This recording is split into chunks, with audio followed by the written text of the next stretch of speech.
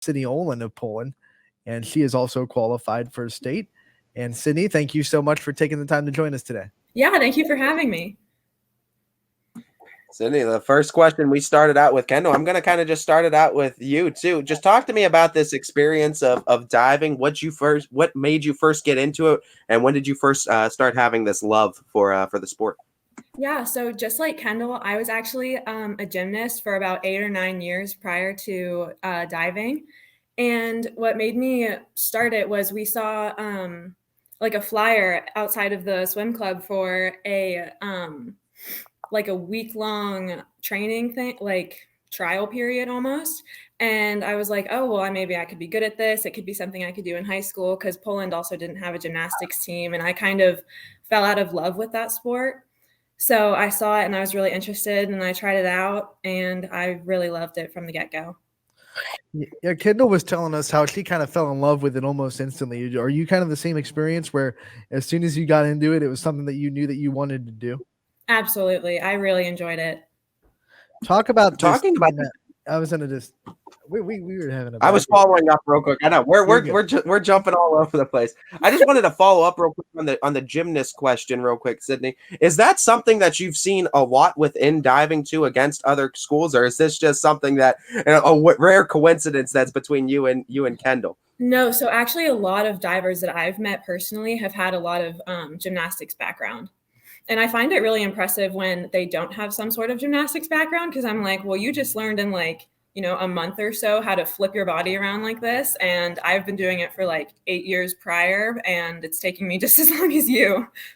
One of the parallels between gymnastics and diving, outside of the body movement, is also the perfection. I mean, you have to be in the right position as soon as you hit the water, kind of like you have to stick the landing in gymnastics. Exactly. Where do you get this sense of trying to aim for perfection, but also keeping your mental confidence and not trying to be that perfectionist that when you don't have a perfect dive, it wrecks your whole day? How do you kind of balance that mental aspect of the sport? Well, in practice, you get to say, oh, I didn't like how I did that dive, I'm going to do it again. And in a meet, you really have to remember that it's all subjective. So, maybe the judge was looking more for, were you pointing your toes and how was your hurdle, rather than was your entry straight? So you just have to remember that you did the best that you could, and maybe the judges were looking for something different than what you gave them. Knowing about the sport too, and gymnastics as well too, and just being a gymnast, it's as much mental as it is physical too. You need to have the right headspace. You need to have a clear head. Talk to me about what you're kind of doing then when you're up on those diving boards to kind of clear your head, be in the right mental space before you make a dive. I'm honestly probably the one of our little group of 4 at Poland that doesn't get really nervous before meets. That kind of started in gymnastics. I didn't really let all the nerves get to me. Like, I would feel it maybe on the car ride on the way to a meet, and warming up, I was a little bit anxious. But once the meet actually starts, I get in the water after my first dive that I compete, and I'm just chill. What are some of your pre-dive kind of routines, or I should say like pre-meet routines that try to keep yourself in the right mindset, get yourself mentally ready? What are some things that you do for yourself to prepare for a meet? So it's actually really funny. We started this last year. Before every meet, we put on temporary tattoos as a team. All 4 of us do it. We'll just put some little one on our wrist or on our ankle, or Kendall and I have put them on our hip before. It's just for fun, and it makes us feel like a team.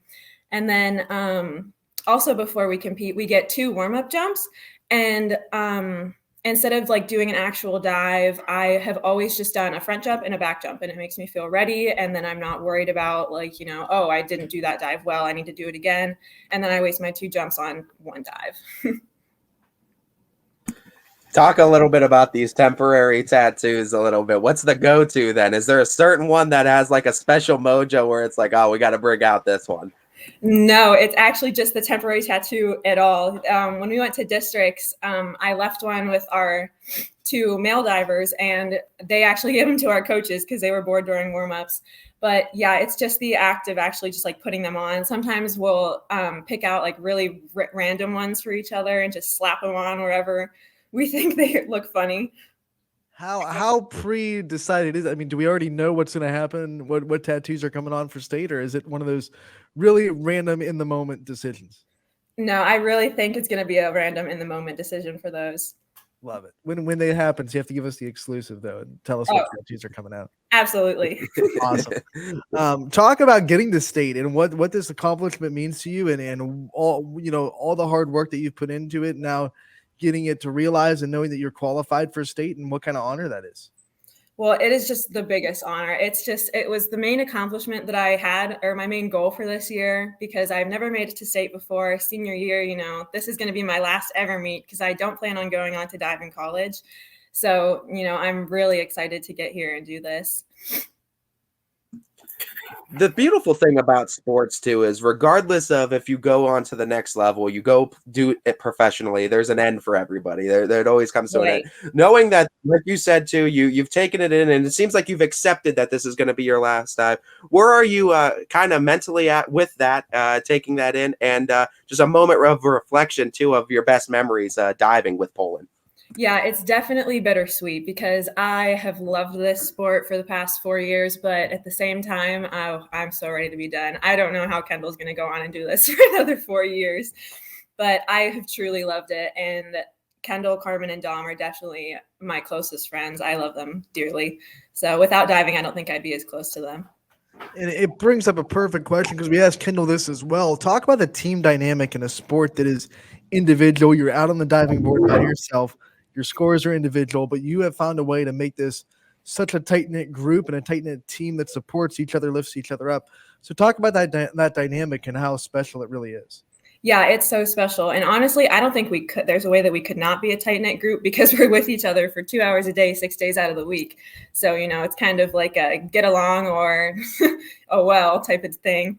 But it's definitely a lot of fun. We have a lot of fun at practice. I say that we bring life to our practice time. There are a certain type of dive that you enjoy more than others, or one that you would say is your specialty? I really like the inward category, and I think the inward dive pike is probably my favorite dive. I think I'm the best at doing that dive. How much do you watch the professional divers or the Olympic divers and try to take notes on what they're doing and try to take notes on how they conduct themselves and things like that? I do watch them quite often. I'll go to meets if they're at YSU. We actually tried to go to the Duquesne meet to see some of Kendall's teammates, but unfortunately got canceled. But watching the Olympics, I don't know. I don't really seem to take notes about how they conduct themselves because I know that's such a nerve-wracking environment. And, they're all just straight faced. They look super serious. And, for high school diving, I really think that's more about having fun. Can you imagine if you had to be that straight faced during a meet in high school? Like, oh man, I don't know. Oh, that would just be terrible. It's got to be so faced. Let's talk about you as a student as well. What are some of your favorite classes that you take, and what kind of things do you really like studying about? I think my favorite classes are probably math classes. I enjoy studying math, but I also like science. Unfortunately, I didn't take a science this year, but I still really enjoy it. All these girls are like Benedict Cumberbatch's Sherlock Holmes, just looking at math, diving equations on perfect dives and everything. That's how they're all in state, I'm telling you. Talking about that, though, Sydney, what are just some of the role models that you've had along the way, too, that you've looked up to, maybe within or without the sport, too? Just some of your role models along the way. Yeah, absolutely. My parents are my biggest role models. And then definitely my coaches, Coach Ron and Allie. I just thank Allie so much for being there as much as she is. And then all my other teammates, I look up to them so much. We heard about you guys qualifying for state because Poland is so proud of you guys and they blasted it all over social media. What does it mean to you to represent this community, this school system, and be able to wear their colors and really call yourselves Poland Bulldogs? I feel so proud of myself to be able to represent them and to be able to go to state as a Bulldog. It's the best feeling. So, I mean, other than obviously placing high, what are just some things you're looking to accomplish or some goals you have for this final meet of yours in your career? Yeah, so at this 11 dive meet, there are cuts. So after 5 dives, it cuts down to, I believe, 20 girls. And then after 3 more, it cuts down to 16. And my goal is just to make it through both sets of cuts. When you graduate from Poland, what are some future goals that you do have? I know you've already said that you don't have plans to dive in college, but what are you looking for in your college experience, and what kind of things do you want to see yourself doing in the next 5-10 years? Yeah, so I plan to go to YSU and study biology. And then after that, I'm hoping to go to chiropractic school and become a chiropractor and open up my own business. Was it something about just staying local that drew you to YSU, or was it other factors that made it YSU? I really like staying local and being close to home. That was definitely my biggest thing. Sydney, thank you so much for joining us today. We loved hearing from you. We loved everything that you've been able to accomplish. Congratulations on all that. And we hope to hear from you soon. Good luck and state in all your future endeavors as well. Thank you so much. Thank you for having me. Thank you.